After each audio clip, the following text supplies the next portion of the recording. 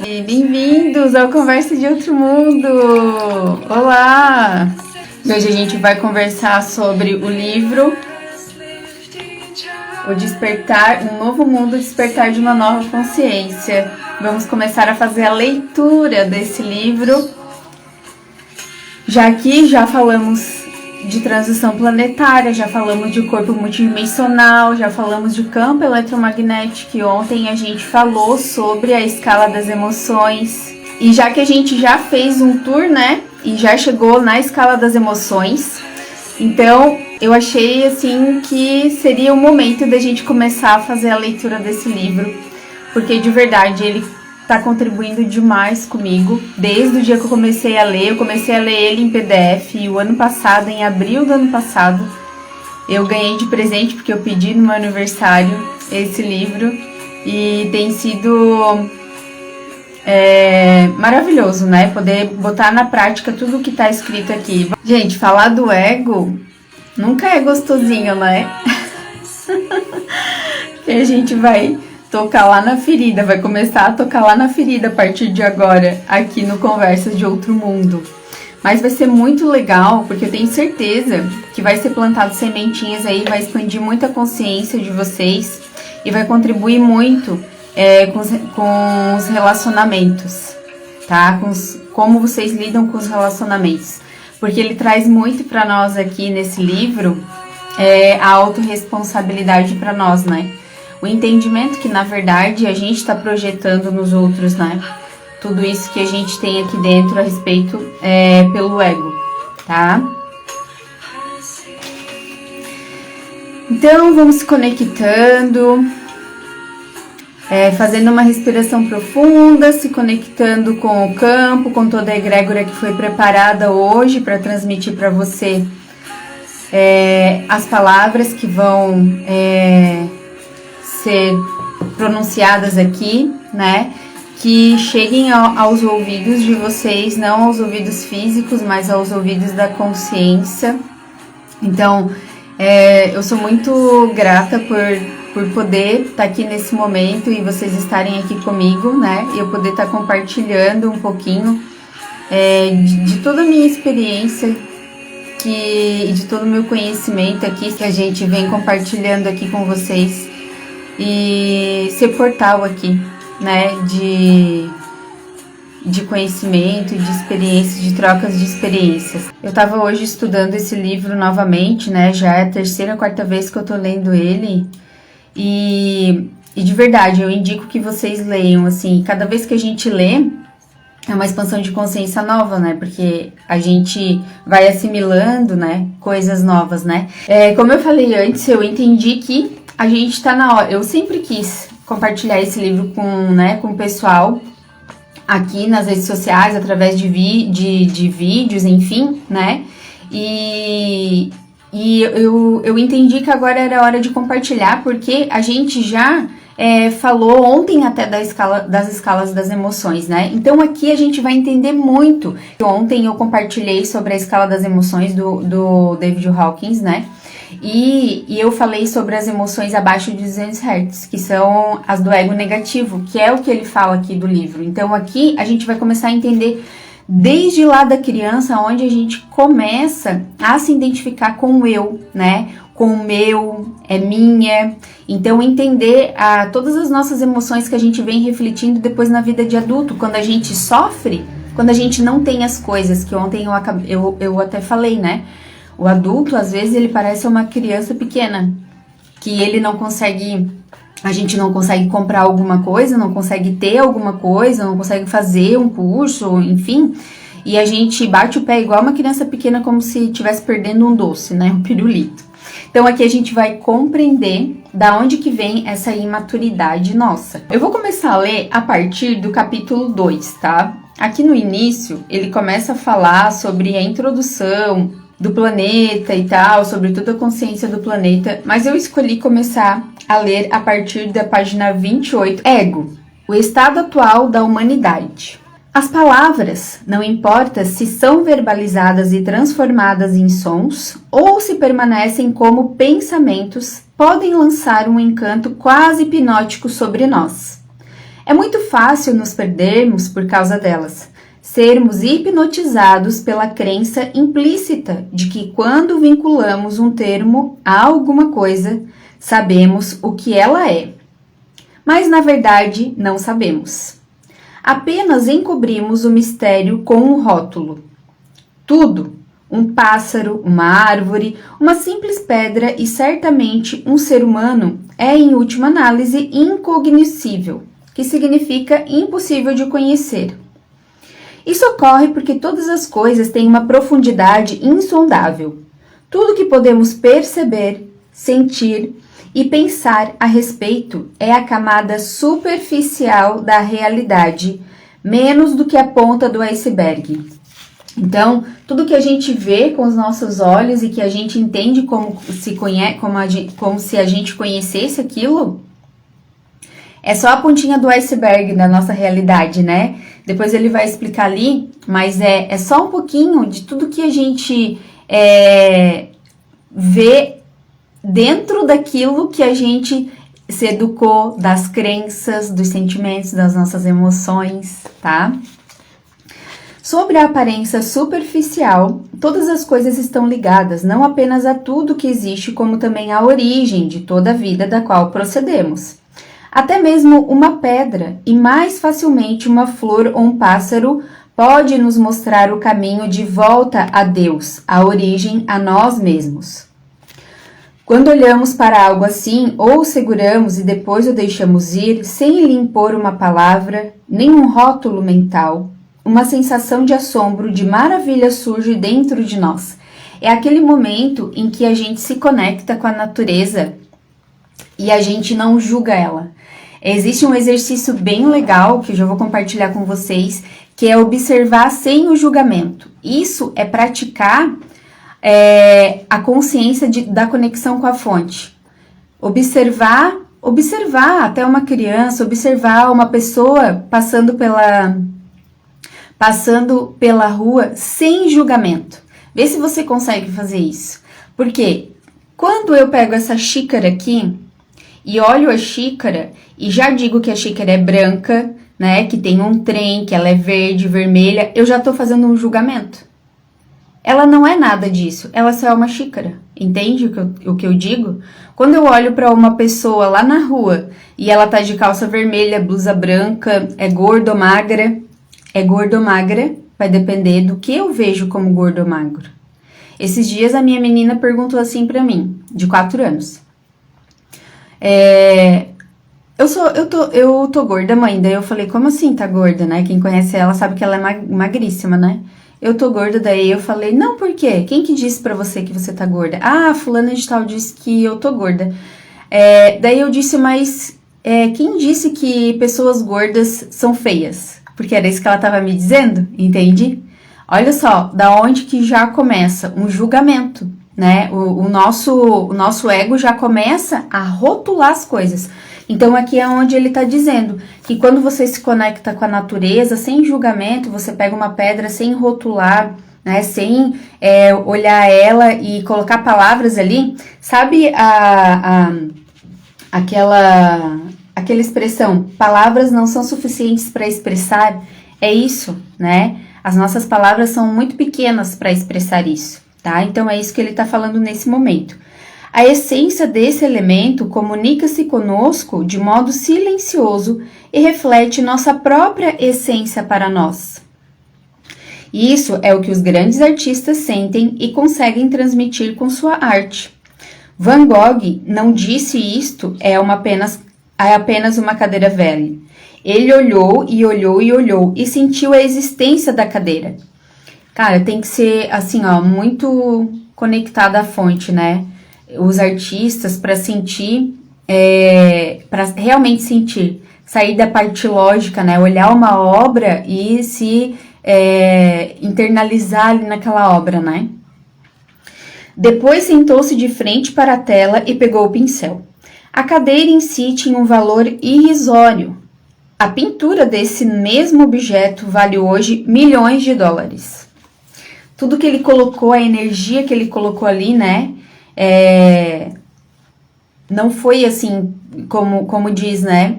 qualquer coisa, julgou aquela cadeira como algo, né? Ele pintou com o sentir dele, com a energia dele. Sempre que não encobrimos o mundo com palavras e rótulos, retorna à nossa vida a sensação do milagre, que foi perdida por muito tempo atrás, quando a humanidade, em vez de usar o pensamento, deixou-se possuir por ele.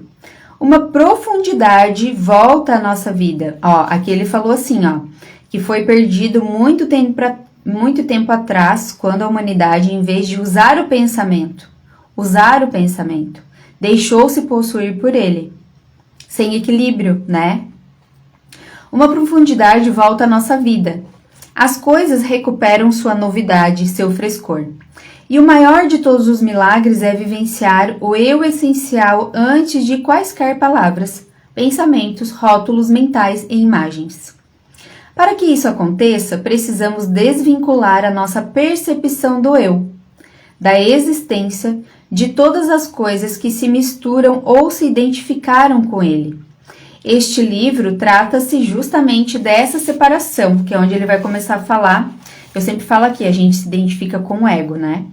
Quanto mais rápidos somos em ligar rótulos verbais ou mentais a coisas, pessoas ou situações, mais superficial e sem vida a nossa realidade se torna. E aí aqui o Access Consciousness, ele me lembrou quando eu estava lendo, até fiz uma anotação que ele traz para nós aqui, ó, quando ele fala assim, quanto mais rápidos somos em ligar rótulos verbais ou mentais a coisas, pessoas e situações, mais superficial e sem vida a nossa realidade se torna. Hoje eu fiz um post a respeito do Access dizendo sobre ideias, pontos de vista, julgamentos, porque a nossa mente, logo ela vai para o julgamento, para o ponto fixo. Quando você vai quando você tem ideia de algo, você diz, né, que essa xícara é branca, vermelha e tal, e tem o trem ali, você tá julgando ela e você não dá mais a abertura de observar ela de outra forma.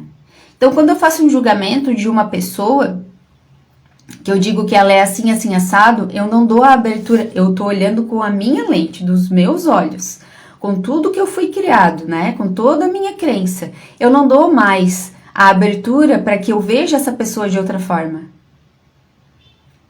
E aí, quando a gente se abre e baixa as barreiras e não julga, a gente começa a olhar a pessoa de uma forma diferente, de ver mais o que tem mais ali por baixo daquela casca, né? Então, vamos lá. Assim, mais fracos, nos mostramos em relação a ela, ao milagre da vida que continuamente se desenrola dentro de nós e ao nosso redor. Com essa atitude, podemos ganhar inteligência, mas perdemos sabedoria, assim como alegria, amor, criatividade e vivacidade. Nós ganhamos inteligência quando a gente está na mente, como ele falou aqui, né? Mas a gente perde o quê? A gente perde a nossa criatividade, a nossa sabedoria, a nossa conexão yin, que eu falo tanto aqui da importância de se conectar das energias masculina e feminina, né? A gente perde essa conexão, a gente fica só focado na mente, tá?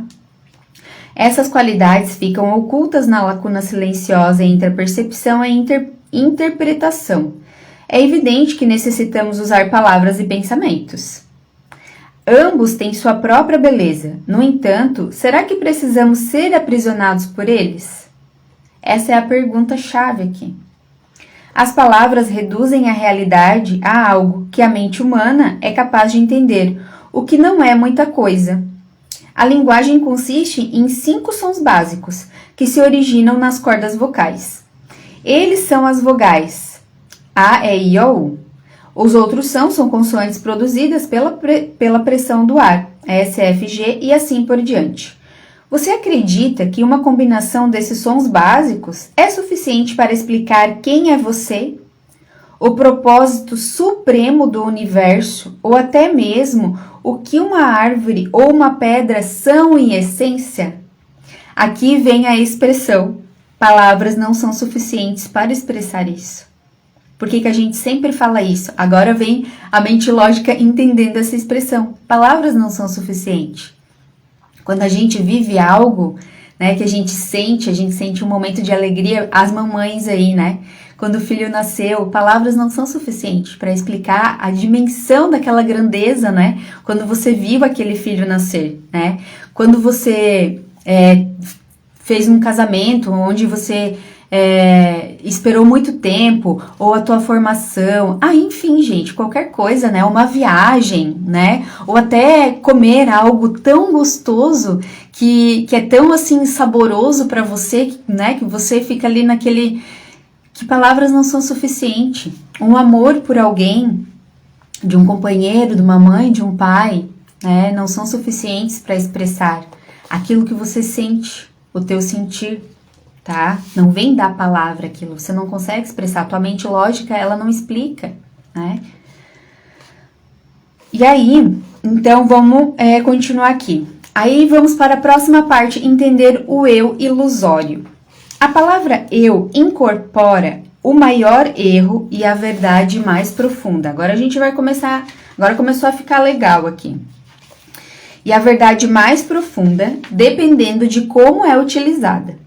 No uso convencional, não só é um dos termos empregados com maior frequência, juntamente com as palavras correlatas, mim, meu, comigo, como é um dos mais enganosos. Na sua aplicação cotidiana normal, eu contém um erro primordial, uma percepção equivocada de quem a pessoa é, um sentido ilusório da identidade. Isso é o ego. Lembra que eu sempre falo aqui? A gente está se identificando com a forma que eu falei lá no começo do ser multidimensional. Quem assistiu a live, né? Nós somos seres multidimensionais, entendendo que nós não somos o ego, essa identificação com a forma.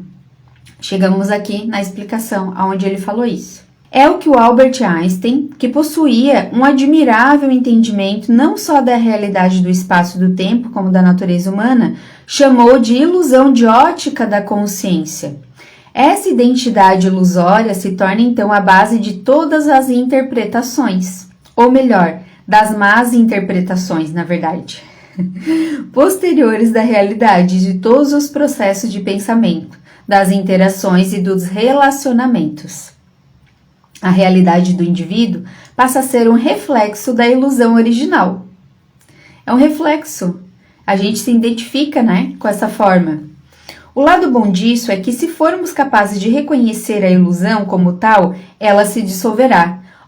Estamos lendo aqui, estamos tendo consciência de que quando a gente se identifica com o ego, a gente não está se identificando com a forma carnal, experiência, né, desse ser que está experienciando esse momento aqui na Terra. E não da centelha divina, que tudo é amor, que tudo é luz. Quando a gente sente medo, culpa, mágoa, raiva, ódio, tudo é do ego. Tudo é o ego querendo sobreviver, querendo se proteger, né? A mente querendo proteger a gente, porque a função dela é essa, proteção, tá? Então, ela vai se defender de qualquer forma. Lembra que eu falei quando a gente intui, quando a gente se conecta, né? Falei numa live, quando a gente se conecta com o nosso eu superior, lá no 7 corpos multidimensionais lá. E aí a gente recebe aquela intuição, né? Isso, eu sou esse ser. Ou não, eu não devo ir em tal lugar, eu não devo fazer tal coisa. A mente fala assim, me prova. Logo a mente já vem, me prova que tu não deve fazer tal coisa. Ela tá a todo momento querendo proteger a gente, tá? A mente, a Nair falou. A mente, é isso, né? O Axis, ele fala, o Axis Consciousness, né? O Gary Douglas fala assim, se você está pensando, você está fedendo. Ou, a mente é perigosa, descarte-a. O que ele quer dizer com isso? Ele não quer dizer que a gente precisa jogar o nosso cérebro fora. Óbvio que não, porque a gente precisa desse raciocínio lógico. A gente precisa do nosso ego aqui, né? Claro que a gente precisa do ego, senão nós não teríamos sido feitos em unidade ego vivenciando aqui. Porque Deus, ele não erra no que ele cria, né? Só que o que a gente precisa entender é que o nosso ego, ele não pode dominar a nossa consciência, o nosso ser infinito, a nossa centelha divina, né? É a nossa consciência que controla o nosso ego. Não, eu não gosto de usar a palavra controle, sempre falo isso, mas é um equilíbrio, entendendo a mente alinhada com o coração, com o sentir, com a intuição, tá? E aí sim as coisas fluem. A identificação da ilusão é seu fim. Sua sobrevivência depende do nosso erro em considerá-la a realidade. Então, ele está dizendo aqui que o ego sobrevive quando a gente acredita que ele é real. Quando a gente acredita que, por exemplo, assim, eu estou projetando no outro que o outro está me magoando. Ah, o outro está me magoando. Isso é coisa da nossa mente. A gente está criando na nossa mente que está acontecendo a mágoa ali. Por quê? Porque a gente está projetando no outro as nossas dores internas. E é bem aquela coisa assim que a gente fala, o mundo não gira ao redor do teu umbigo, né? Quando as pessoas dizem assim, nossa, nesses últimos, acho que era para eu ler isso, né?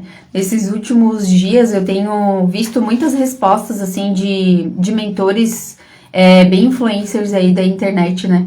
É que quando a pessoa fala assim, ah, mas eu tenho medo dos julgamentos dos outros, as pessoas não estão nem aí pra tua vida, sabe? Eles vão ver um pedacinho assim da tua vida. Só um pedacinho assim. O mundo não gira ao redor do teu umbigo. É você que tem medo. É o teu ego. É o teu ego refletindo. Não são as pessoas, né? Porque não é que eu não tenha ego. Óbvio que eu tenho, né? Mas se eu ficasse me preocupando, eu não estaria aqui, né? Na live. Entende? Mas é óbvio que eu tenho ego. Mas tô aprendendo. Tô no processo também, sabe? Mas uma hora a gente internaliza e larga de mão esse negócio igual aquele meme, né? Quem é os outros? Que os outros é esse? Ai, mas eu tô com medo que os outros, sabe, né? O meme do Rios. Morro de rir com esses memes, gente. Ah, tá, vamos lá.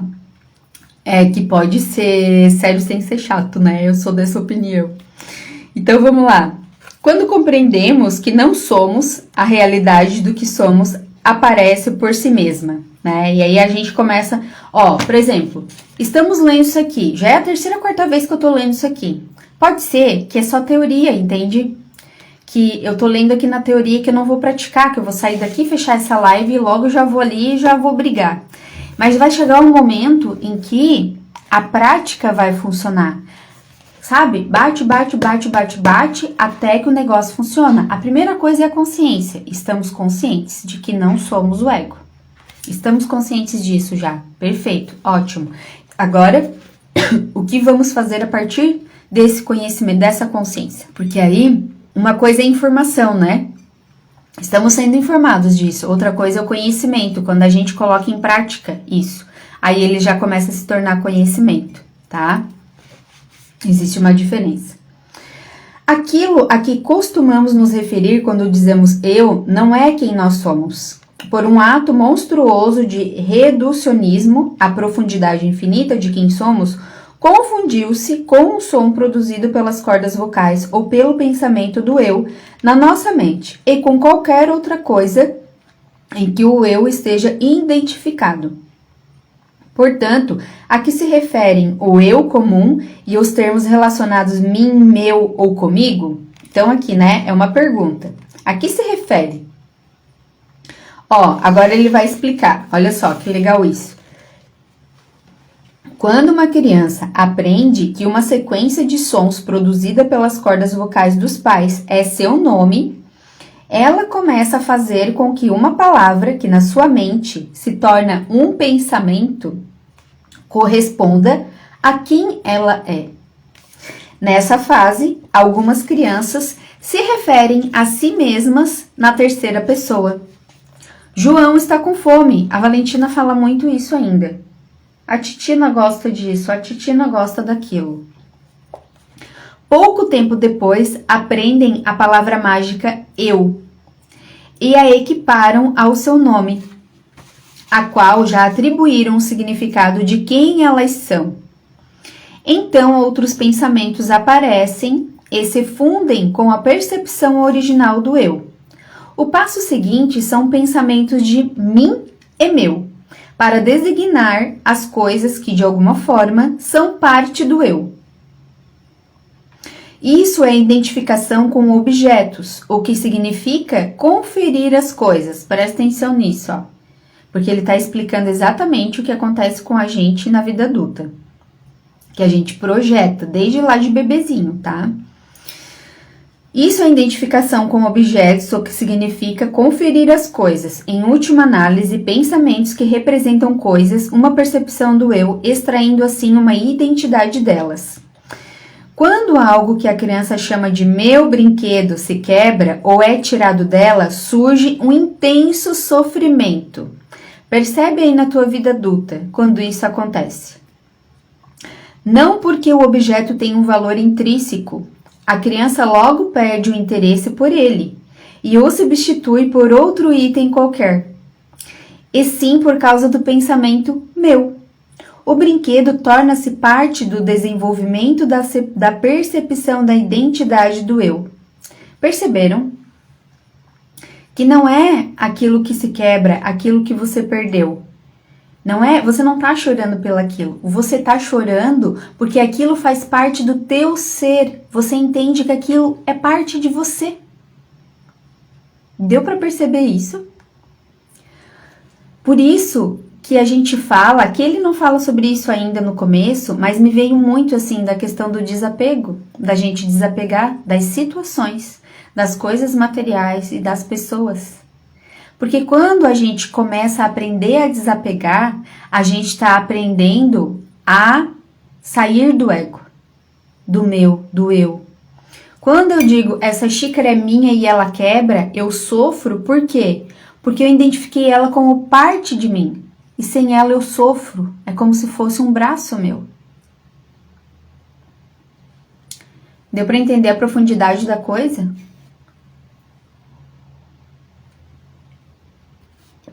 Meu, isso aqui é uma virada de chave, assim, sabe? A consciência faz um boom.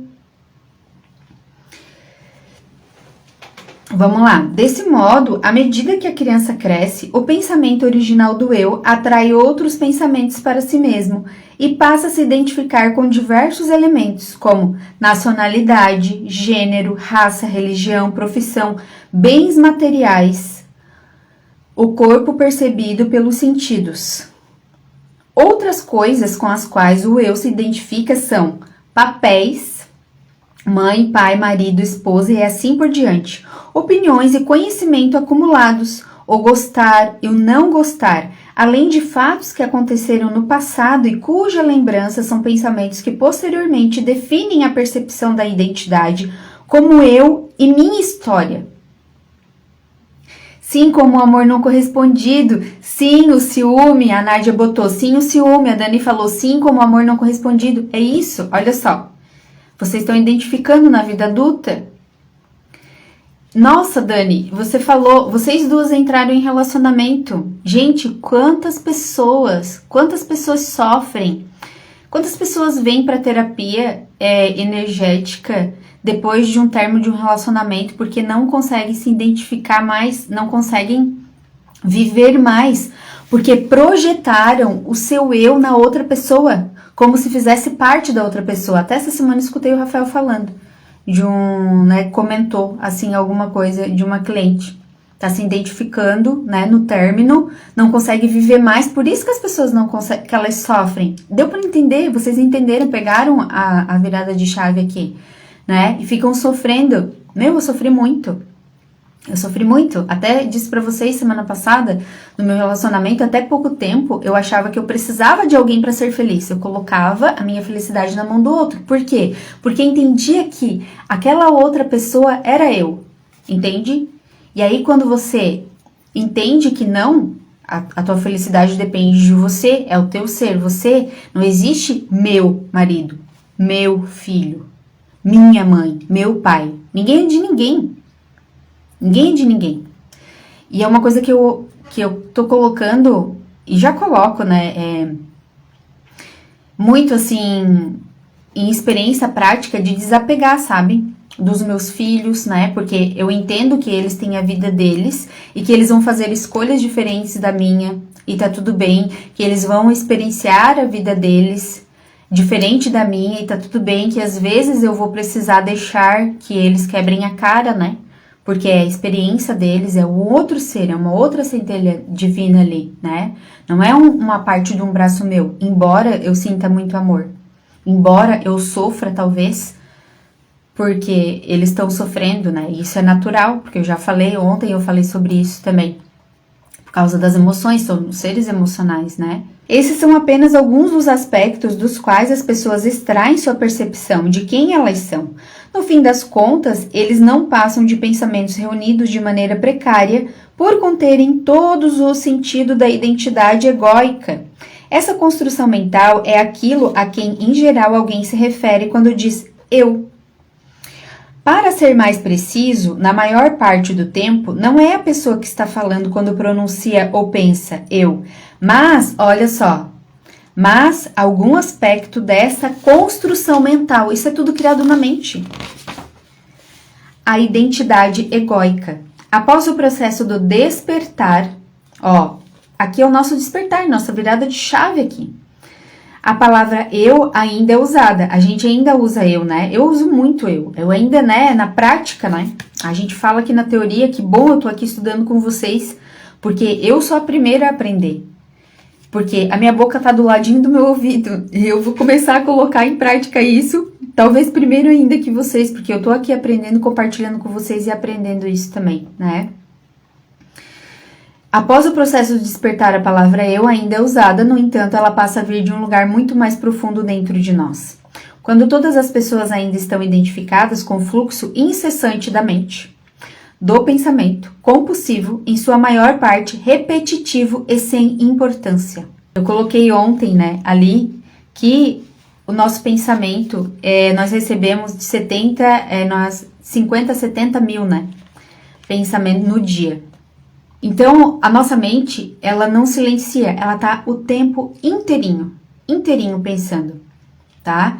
E se a gente não estiver consciente no aqui e agora, no momento presente, a gente vai estar lá no passado pensando nas coisas que aconteceram ontem, né? Na comida que eu estraguei ontem, na comida que eu comi ontem, na comida que eu fiz ontem, em vez de pensar na comida de hoje. Ou amanhã, meu Deus, como que vai ser amanhã? Nem viveu hoje ainda, tá pensando no amanhã. Tá? Não existe nenhum eu fora dos seus processos de pensamento e das emoções que os acompanham. E é esse o significado de ser espiritualmente inconsciente.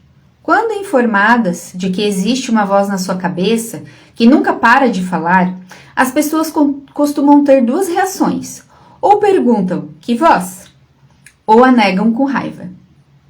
E isso, sem dúvida, é a própria voz. Aquele que pensa, a mente não observada. Podemos considerá-la quase uma entidade que se apossou das pessoas. Por isso que nós temos muitos problemas psiquiátricos, né? De mente, esquizofrenia, enfim, vários. Porque se deixa chegar ao desequilíbrio, né? E aí, assim, nem tudo a gente consegue resolver na terapia energética, né? Tem casos que é preciso procurar o psicólogo, o psiquiatra, que chega num estágio onde a gente não consegue sozinho lidar com esse tipo, né, de ocasião. Precisa entrar também outros profissionais junto aí da área, tá? Vamos aqui no último parágrafo, então, de hoje, tá? Há quem nunca se esqueça da primeira vez que conseguiu romper a identificação com seus pensamentos. Momento em que foi capaz de sentir brevemente a mudança de identidade, deixando de ser o conteúdo da sua mente para se tornar a consciência lá no fundo. No caso de outros indivíduos, isso acontece de uma maneira tão sutil que eles mal percebem ou apenas notam uma abundância de alegria ou paz interior, sem saberem o que originou esses sentimentos. Esse momento aqui da abundância, da alegria, da paz interior, quem já fez vivências de rodas de cura ou passou por vivências que foi para um retiro no final de semana, né? Se conectou com a natureza, fez meditações, sente isso. Quem com frequência faz essa conexão na meditação, por isso que a gente fala que é tão importante a meditação, né? Se você não consegue meditar por 5 minutos, tente meditar por 30. Fala, né? A gente fala isso, né? Mas assim, comece com a meditação guiada, Hoje eu acordei, vou compartilhar com vocês a minha experiência, né? Hoje eu acordei bem cedo, tipo 5 horas da manhã mesmo, né? Que a gente teve uma rotina atípica hoje aqui em casa. E aí, até dormi um pouco mais depois, mas eu levantei às 6 horas para levar o Arthur. E aí, assim, de verdade, eu não sei, talvez eu possa estar criando isso, mas eu não escolho acordar cedo. O meu corpo sente muito cansaço, eu chego a sentir dor de cabeça, já compartilhei aqui com vocês. Eu até brinco que aquele livro, O Poder da Manhã, eu tenho que fazer o Poder da Tarde. Então eu não consigo, eu fico igual um zumbi, né? E eu senti antes de iniciar aqui a live que eu precisava descansar. E daí, depois das 3 da tarde, eu comecei a produzir conteúdo e comecei a estudar aqui, né? Eu senti o meu corpo muito cansado.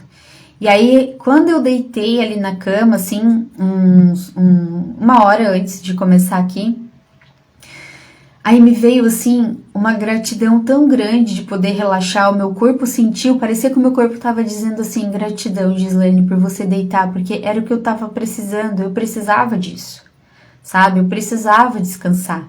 E aí, naquele momento, eu pensei assim, cara, eu falo tanto para as meninas, né?